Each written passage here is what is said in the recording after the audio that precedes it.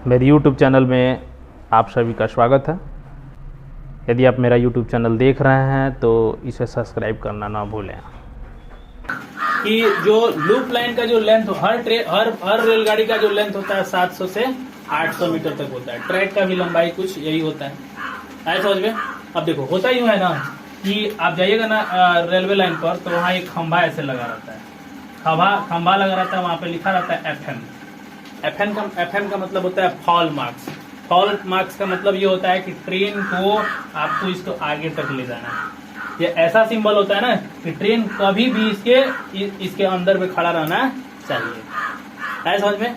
अब ये क्या होता है कि मालगाड़ी के पीछे जो है कौन रहता है? गार्ड रहता है ना? गार्ड रहता है और गार्ड जो इस बात का ध्यान रख ले रहता है और ड्राइवर को संकेत देता है कि और गाड़ी आगे ले लो। है समझ में? उसके बाद भी यदि नहीं होता ना तो गाड़ी जब प्लेटफॉर्म पे रुकती है तो उसके बाद जो है उतर करके गार्ड जो है उसको 15 मिनट तक बढ़िया से चेक करता है कि गाड़ी की स्थिति ठीक है, पटरी की गाड़ी की स्थिति ठीक है या नहीं, गाड़ी सही पोजीशन पर लगी है कि नहीं लगी है ना? यदि मान लीजिए कि हुआ क्या कि गाड़ी जैसे मालगाड़ी यहाँ पे आके लगी थी, एक और केस था यहाँ पे, जैसे मालगाड़ी यहाँ पर आके लगी थी तो इसका जो गार्ड था वो गार्ड क्या करता है, उतर करके अभी चेक कर रहा होता है ना? अभी चेक कर रहा होता है, उसी टाइम कोरोमंडल एक्सप्रेस इसको क्या करती है, अटैक कर देती है। अब ये भी समस्या खड़ा होता है कि क्या ये मालगाड़ी इसको क्रॉस की थी कि नहीं, या इसका कुछ भाग पटरी पर ही रह गया, ये भी हो सकता है ना?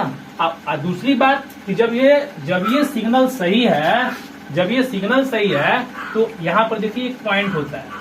आप जाइएगा ना तो यहाँ गौर से देखिएगा ना तो ये जो है ऐसे रहता है। कैसे? ऐसे। यदि ये ऐसे है ना, ये चिपका हुआ नहीं है तो इसको कहते हैं इंटरलॉक नहीं है। क्या बोलते हैं इसको? इंटरलॉक। इधर वाला भी इंटरलॉक नहीं है, ऐसे दोनों है। देखो दोनों क्या है, अलग अलग है ना, तो इसमें ट्रेन सीधे निकल जाएगी। ठीक है, तो यहाँ पर एक इंटरलॉकिंग का प्रोसेस होता है ना, कि जैसे यदि गाड़ी हमको लूप लाइन पर लाना होगा तो तुरंत ये क्या होगा, इंटरलॉक हो जाएगा इसके साथ और ये इसके साथ, यानी ये दोनों पटरी कंबाइन हो जाएगा। यानी ट्रेन जो है इस पर इस जो है ट्रैक पर न जाने के बजाय कहाँ आ जाएगा, यहाँ। तो उस हाल में ये पूरा इससे ये इंटरलॉक हो जाएगा। अब ट्रेन कहाँ चली जाएगी? इस पटरी पर चली जाएगी, इस ट्रैक पर चली जाएगी, है ना? तो अब ये कहने का मतलब जब सिग्नल जब दे दिया गया है कि इस प्लेटफॉर्म पर ट्रेन आनी चाहिए, तब तो ये इंटरलॉक नहीं होना चाहिए, है कि नहीं? तो सिग्नल भी दे दिया गया और इंटरलॉक भी हो गया, तो ये दोनों काम एक साथ कैसे हो सकता है? यदि हम इस जो है ट्रैक पर ट्रेन को हम आने देने की सूचना दे रहे हैं, यहाँ हम हरी सिग्नल दिखाए हैं, तो उस वक्त ये इंटरलॉक नहीं ना होना चाहिए। अब उस वक्त इंटरलॉक यदि हो गया है ना, तो फिर ट्रेन अपने पटरी पर कहाँ जाएगी? तब तो यहाँ आ गई ना। इसका मतलब आपके सिग्नल में कुछ समस्या है, कुछ दिक्कत है, ताकि जो है ये सही तरीके से प्रॉपर तरीके से काम नहीं कर पाया। यानी ये इंटरलॉक नहीं होना चाहिए, ये पूरी तरीके से ये ओपन होना चाहिए, ये पूरी तरीके से ये ओपन होना चाहिए। यानी पटरी यानी इस मेन लाइन पर यदि हम हरी झंडी दिखाए हैं तो ट्रेन इस मेन लाइन पर ही आना चाहिए। अब यही समस्या वहां पे खड़ा हो गया कि आखिर ये ट्रेन जो है कोरोमंडल एक्सप्रेस लूप लाइन पर कैसे आ गई, हरी झंडी मिलने के बाद कैसे आ गई, है ना? तो क्या अब इसमें समस्या क्या हो सकता है? अब समस्या तो तभी हो सकता है कि जब हरी सिग्नल दिया जाएगा तो ये खुद जो है क्या होगा, इंटरलॉक नहीं होगा। यदि गलती से मान लीजिए कि ये इंटरलॉक हो जाता है तो फिर ये टेक्निकल गड़बड़ी है, टेक्निकल इश्यू है इसके साथ, है ना? टेक्निकल इश्यू है, या हो सकता है कि कहीं केबल कनेक्शन खराब हो, जिसकी वजह से हरी झंडी तो मिल गई, है ना, बत्ती तो जल गया, लेकिन ट्रैक सही नहीं हुआ। तो इस समस्या की वजह से जो है ट्रेन हादसा हो गया। तो एक साथ जो है तीन ट्रेनें यहाँ पर क्या हो रही है, टकरा रही है ना? इसको बोलते हैं ट्रिपल ट्रेन हादसा, है ना? ट्रिपल ट्रेन हादसा ऐसा जो है भारत में पहली बार हुआ है और काफी ये गंभीर रूप से हुआ है, इसलिए ये विचारणीय है कि ऐसा जो है कभी न हो। ठीक है, तो यही बात जो है पूछताछ होगा, सीबीआई जांच होगा कि आखिर ये चीज कैसे हुआ, है ना? ये तो एक तरीके से धोखे वाली बात हो गई ना।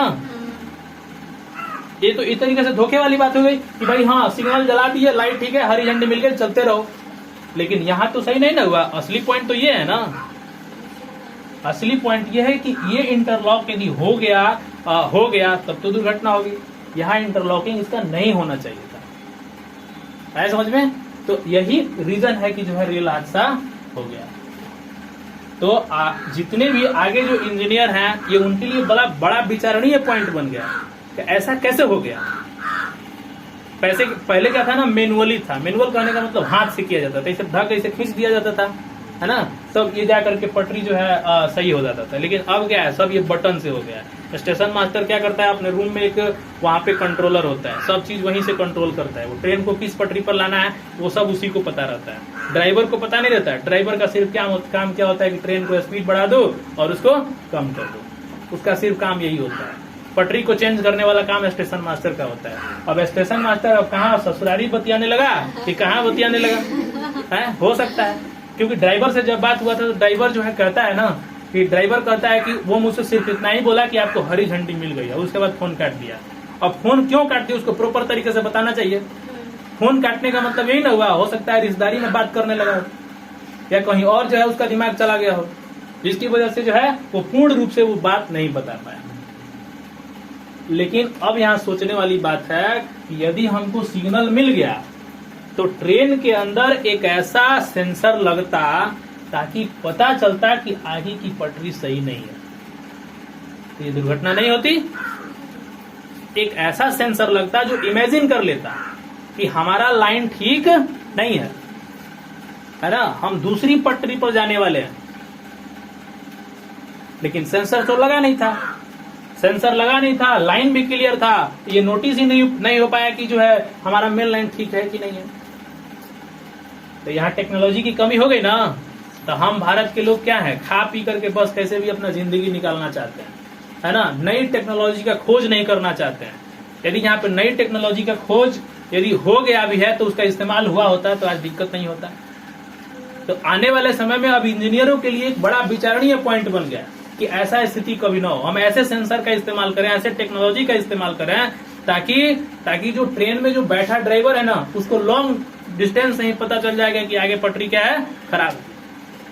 लॉन्ग डिस्टेंस से ही पता चल। बहुत ऐसे ड्राइवर होते हैं ना जिनको ये चीज ज्यादा एक्सपीरियंसिव रहते हैं वो, तो उनको एहसास हो जाता है कि आगे पटरी, क्योंकि आवाज जो चीज है ना, आवाज यदि बदल गया ना तो फिर वो डर जाएगा। आवाज यदि बदल गया तो फिर से वो क्या होगा, डर जाएगा। कभी कभी मान लीजिए कि हमारा ही बाइक है, हमारा बाइक का आवाज कुछ अलग है, जैसे आवाज आता है ना, तो बच्चे समझ जाते हैं कि सर आ गए हैं, है ना। एक दिन क्या हुआ, गलती से पापा का गाड़ी लेके चले गए, तो वो एकदम खेलने में मस्त थे, है ना, और कहे कि सर आप कैसे आ गए, आपका गाड़ी नहीं है क्या, आपका गाड़ी का आवाज दूसरा है, आप दूसरे गाड़ी से आए हैं क्या। तो आवाज के माध्यम से जो है ड्राइवर क्या कर लेता है, सेंस कर लेता है कि कुछ न कुछ होने वाला है। तो वो भी बहुत एक्सपीरियंसिव होगा, तब एक्सपीरियंसिव नहीं होगा तब उसके साथ दिक्कत होने वाला है समझ में। तो ये जो रीजन है जिसकी वजह से ट्रेन हादसा हुआ, सिग्नल मिलने के बाद भी ट्रैक क्लियर नहीं हुआ।